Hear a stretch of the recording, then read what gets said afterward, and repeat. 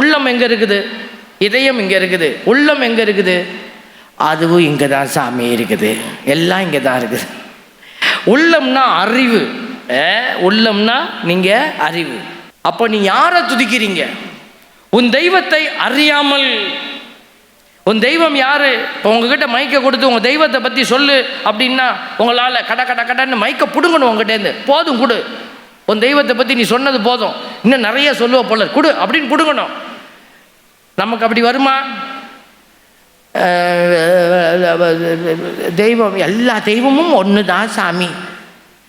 எப்படி எல்லாம் ஒன்றாக முடியும்? எல்லா தெய்வமும் உனக்காக ரத்தம் சிந்தியதா? Praise the Lord.